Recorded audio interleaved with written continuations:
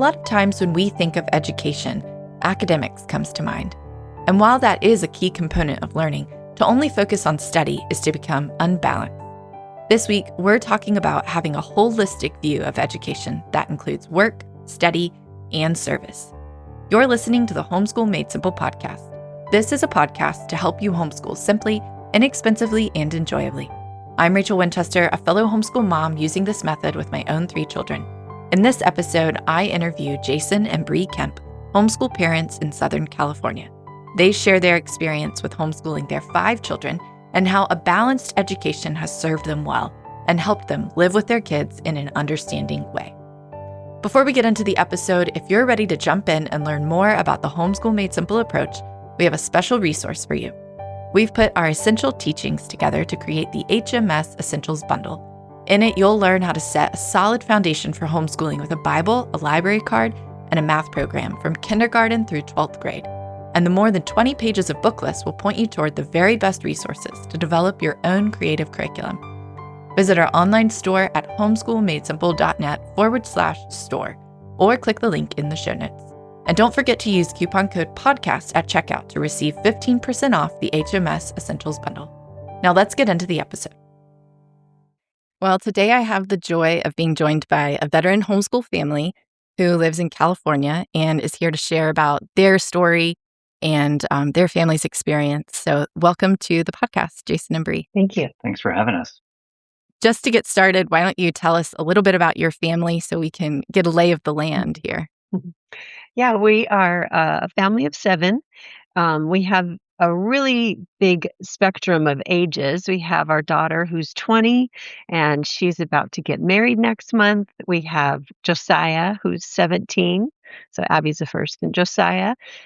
Ethan is 13. Matthias is 8, and little Ellie is 4. So the whole spectrum. And we've been homeschooling pretty much from the beginning. I remember in preschool going like, well, let's just try it. How can you fail preschool? Let's try it. And then it was when my oldest was in kindergarten that we first started going to Homeschool Made Simple seminars, and been hooked ever since. That's awesome. Before we started, we were talking about the 3-legged stool and how much that has meant to you guys. Maybe you could share, just for brand new listeners, what's the 3-legged stool and how has that really made a difference in your approach to homeschooling your family?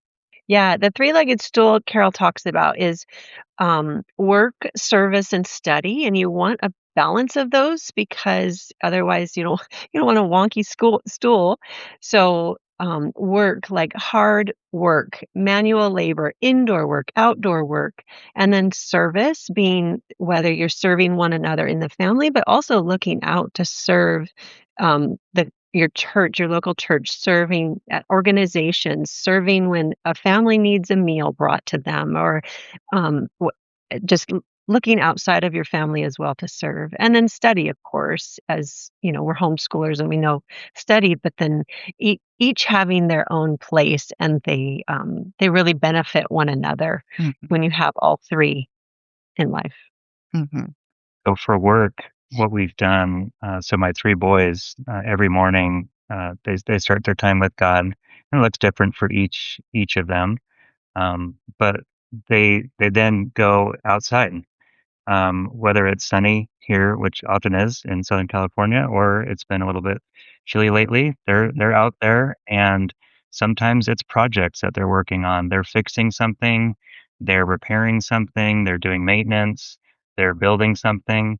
Sometimes it's cleaning the outside of the house, or we've got we're blessed with a large property that needs weed clearance every year. And so sometimes it's going out there with the weed whacker and weed whacking for an hour. Whatever it is, though, it's consistently having them be outside. And even if the task is simple or it's more involved in an actual project that can take multiple days to accomplish, they're out there building those reps and learning what it means to have that consistency of work. And we've seen just such a great change in the level of their discipline and how much they've responded to that, even just something as simple as going outside and doing work for 30 minutes a day. Mhm. So that's what my boys do. And then my two girls, not my oldest for much longer, but the youngest even will help Bree or Abby with cooking and making breakfast, and sometimes she'll be baking something for dinner that evening, or sometimes it's making breakfast for the rest of the kids. So everyone does work. Um, Bree and I do work. The kids do work. It's something that we didn't always have as one of those legs of the stool, but that's something that Carol has encouraged us with, and something that we really focused on more lately, and seen a lot of fruit because of it. Mhm.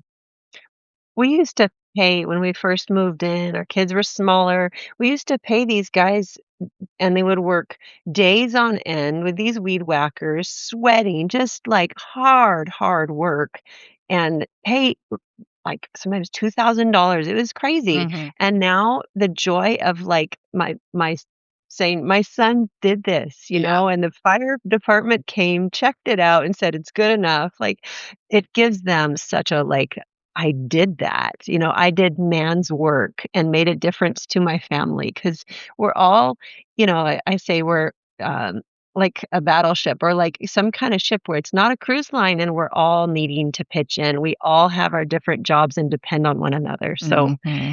that's a joy Yeah. to see them live up to that. Right. Yeah, when you were describing your 4-year-old daughter helping to bake something, I was thinking about just how much ownership she feels for that. When you put it on the table and everyone's eating it, she's like, I am adding value to this family. And that's what it does for all of the kids and ourselves too. It's just gives so much added value. They feel like I belong here. What would they do Mm. without me? Working yourself out of a job. So Yep. yeah, that's awesome. I love that. I've definitely seen that with my family too, and my oldest is a boy, and he something inside of him, like, carries him outside first thing in the morning, and he's done that since he was very little, and, it just really does make a difference. What have you seen that difference of just what is that work? Carol has often said, like, "Work is where character is made," which I think might be a Mm. quote from the Moors, but have you seen that in your family?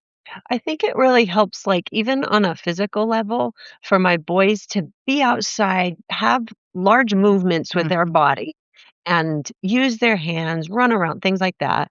And then to come in at breakfast at 8 and be able to sit quietly and receive scripture, practice memory, read mhm, books, things like that. They're not so squirrely. They're not so just like antsy and all that. They've gotten some of that out of their system. And so they're able to have more self control because those other needs have been met, both physically as their character can be built so much more effectively, I think, when those needs are met. mhm, Um, and yeah, so self-control is a big one. And it's like it's like because they've used their body, it's like their mind is ready to engage now as well, as hungry even. mhm, They've developed that discipline of knowing that if it's 7 a.m. or 7:15 a.m., I'm outside. Like, that's part of my day. I don't have to think about it. I don't have Mhm. to ask mom or dad, what should I do right now? Or I'm bored, or is breakfast ready? Like, they know it's that time and I'm outside working. And what started as more directive of go work on this or go fix this, now it's become them taking more ownership and more initiative to say, what are some things that I've done before, or looking around what needs to be fixed, and taking that initiative. mm, And so it's not as much me telling them what to do, but them taking more ownership of maintaining the house and keeping it in good order because they live here too. It's not just Yeah. my house, or our house, but it's their house too. And so they take that pride of workmanship and sometimes craftsmanship if they're building something to use those tools and to build those skills, mm. and they're not just building things externally, they're building things internally too, with the character development that they're forming. Hmm.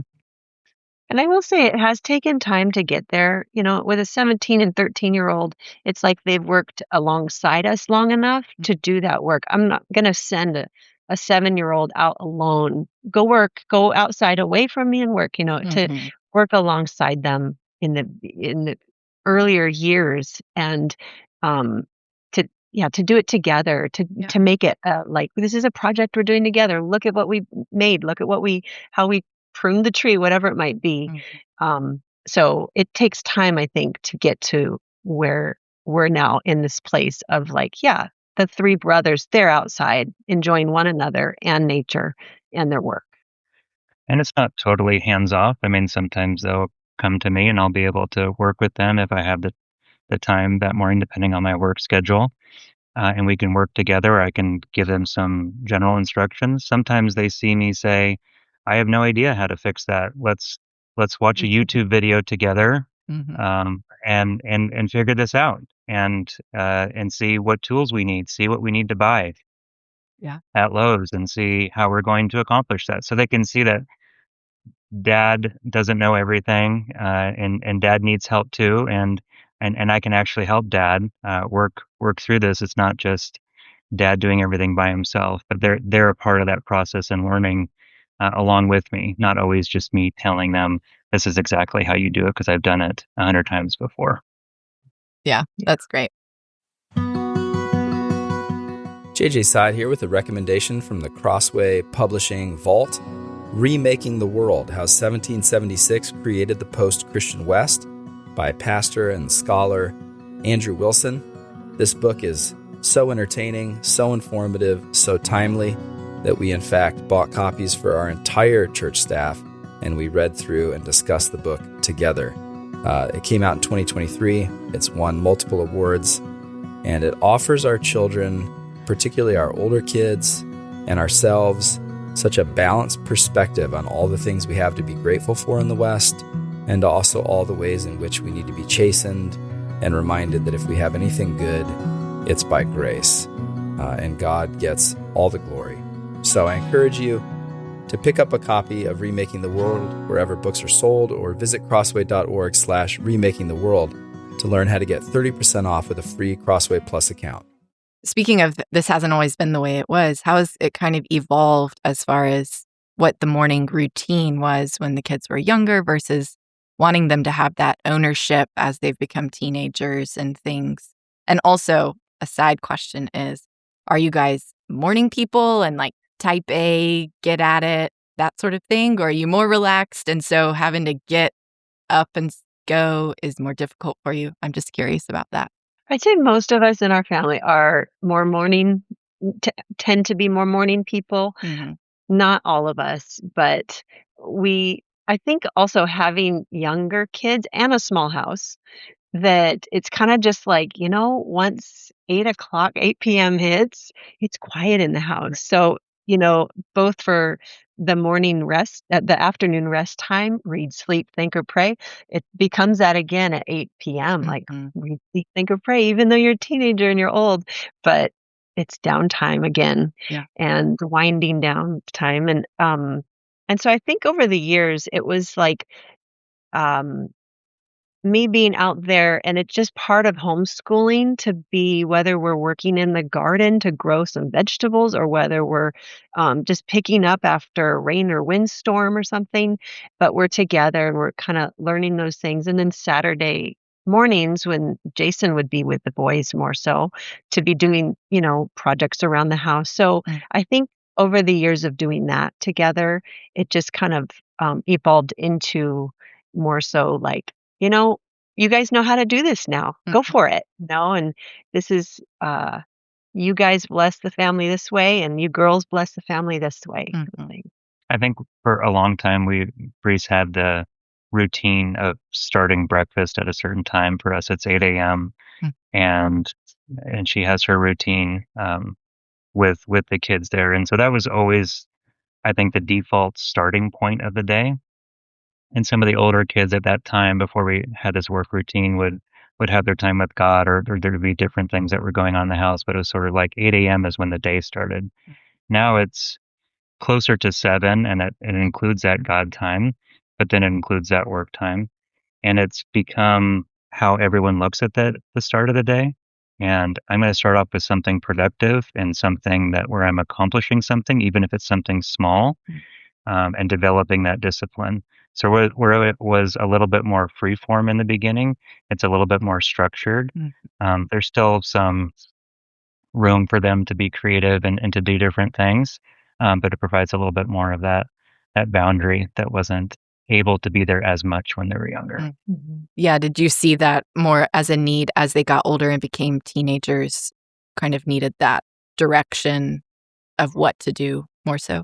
Yeah, definitely. In fact, it was even, in different conversations that we had with Carol when we consult with her of they need work, they need hard work, they need to be outside for hours, and just that reminder, I've known that, but just to hear it once again, we weren't always at this place.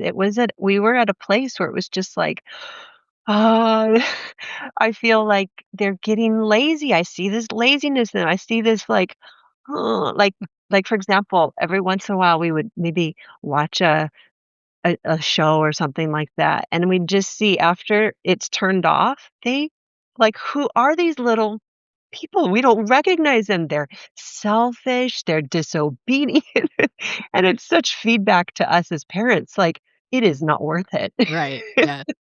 Keep it off, and we don't have a TV, but still to just nope, the screens, keep it Yeah. off. It finds its way in. Yes.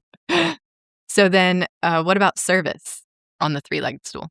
Service, it's neat 'cause, I would take, one of my children and, like, let's go serve the little kids together, and it started probably when they were, like, maybe 6th grade-ish or so, like, about. And I would take, like, my oldest, and we served the one-year-olds in church, and it was such a joy to do together. And then, I would have a baby, and then we'd take a step back from that for a bit, and then come back, and I'd do it with the next kid, and so anyways, it really developed, so I'm on my 3rd kid now in terms of serving with them, but it's so beautiful to see now Abby, she works her job is being an assistant coordinator for, birth through 5-year-olds. It's like that service, led to that. And then Josiah, he serves every other week, and, he's with the kindergartners and blessing them, and it just, it helps so much to just get out of your own selfish thinking, our own mullings that can be, just to get out of our own skin, to bless others, to see others, to see how these little ones look up to them and, like, they're making a difference. Yeah, at my high school, we had to have 50 hours of service each year, in high school, and being in the church, it just made it pretty easy to fulfill the service hours, and I taught a kindergarten class and different classes, but it patterns you so that then, would I have done it if I hadn't been required to do all these hours and this was kind of an easy win? Like, just having it as a built-in component of like, okay, a requirement. We have to do this. And then it starts to train,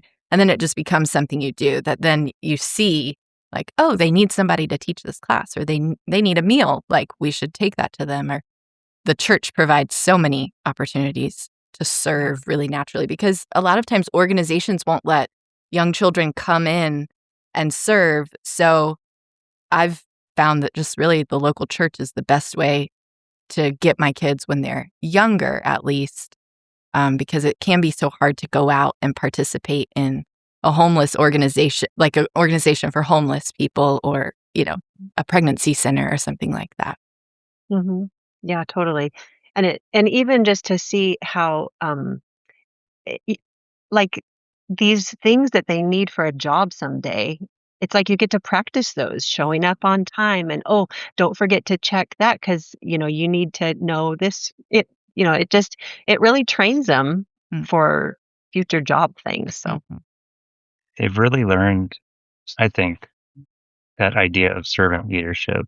And even if they haven't had like a formal ministry, like specifically on a calendar with the church to serve every other week, as part of the core team, Josiah started this years ago when he was in middle school. Of after every service, he would just be with the staff and start picking up the papers or picking up, the pens or picking up everything to kind of like reset the room so that the next team didn't have to do as much work, and he'd get to hang out with the staff, and he that just became his sort of informal ministry. No one asked him to do that, and he didn't sign up for that, but he learned about not taking things for granted and then just like being entitled to just showing up to church and have everything, all the chairs set up and all the pens laid out and all the papers put out, like, but realizing somebody had to do all that work. And so being a part of the team to help out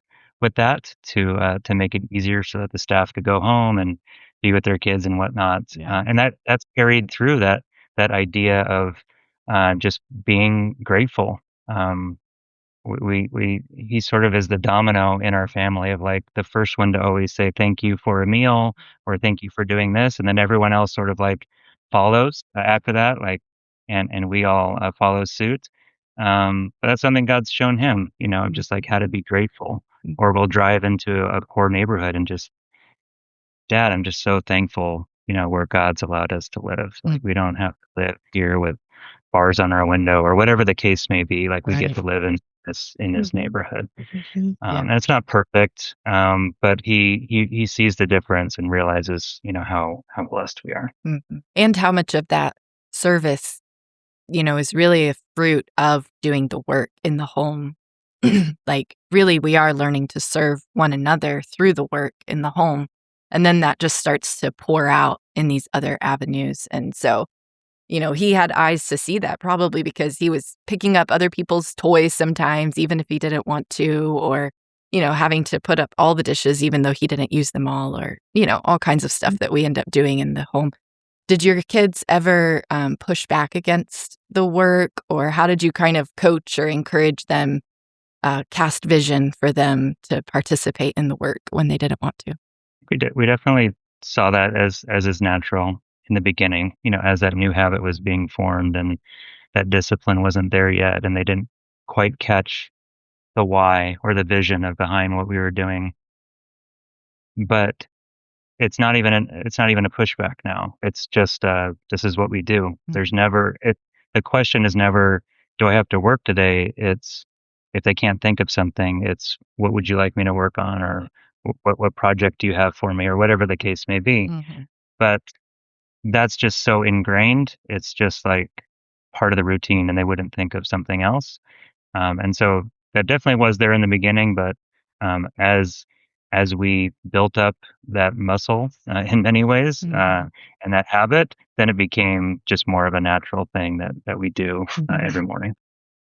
It takes such wisdom from the Lord to know both each individual child as well as, learning. Like the Lord's done an amazing work in me to like take me down from perfectionism and to really know and be okay with where they're at. So for example, we love to host a lot. So hospitality, that kind of thing. So the 7 of us living in a small house, it gets dirty really fast. And so to prepare for hosting and calling them to, okay, you got this room, you got this job, that kind of thing, and delegating or making a list and they all just choose, that kind of thing. Then for me to be like okay with an 8-year-old's work. Right. No, it doesn't look like mom did it, but you know what? There's less, toothpaste droplets on the mirror.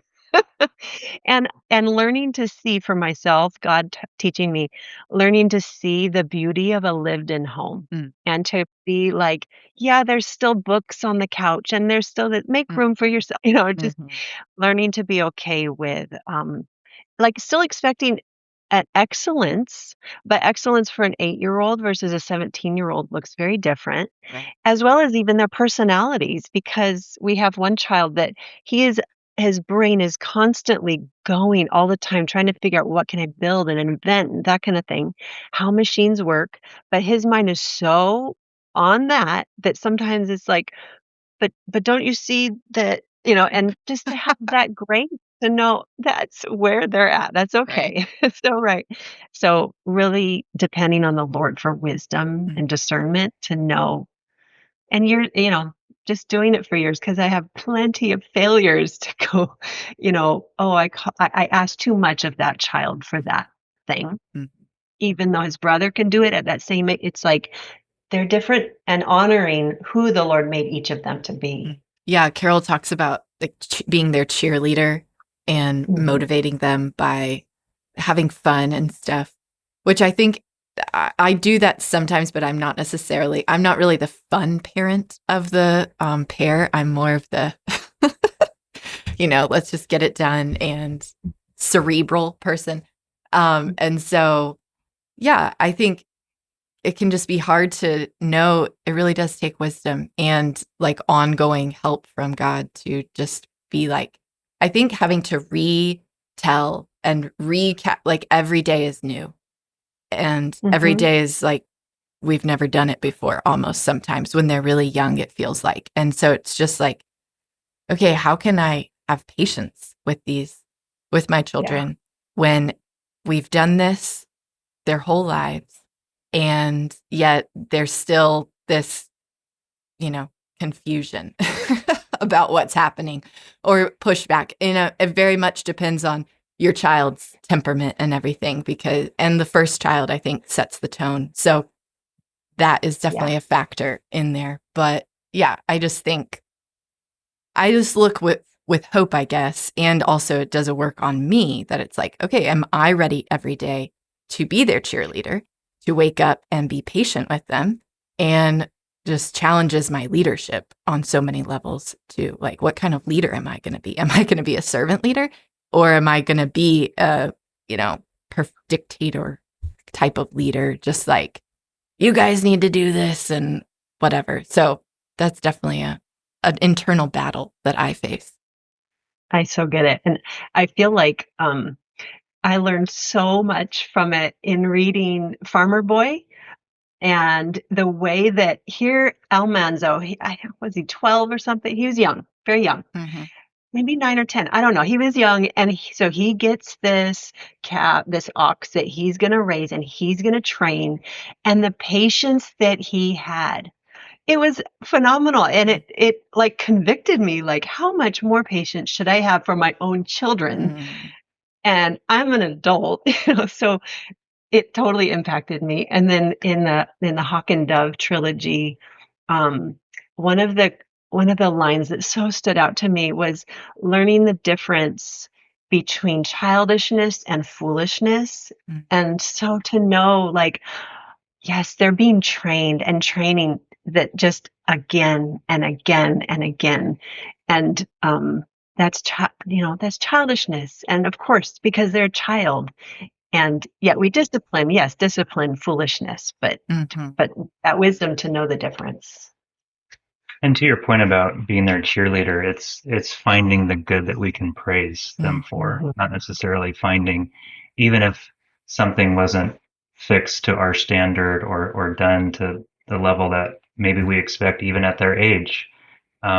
Finding the good that we can praise and encourage them. And thanks for cutting that branch. That was a big branch. I don't know how you were able to get it into the trash can. And like, it's such a simple thing, but they're going to remember that the next time they go cut a branch or the next time they go fix something, that it's not just the chore or because I have to, but because I get to an extent, Mhm. and I'm helping the family. Like this is my part in helping the family. Mm-hmm. And they get to be a part of it. Mhm. You've been listening to the Homeschool Made Simple podcast. If you like what you heard in this episode, please leave a rating and review on Apple Podcast or Spotify, or share this episode with a friend. It means so much when you help us spread the message of Homeschool Made Simple with others. Thanks for joining us this week on the Homeschool Made Simple podcast.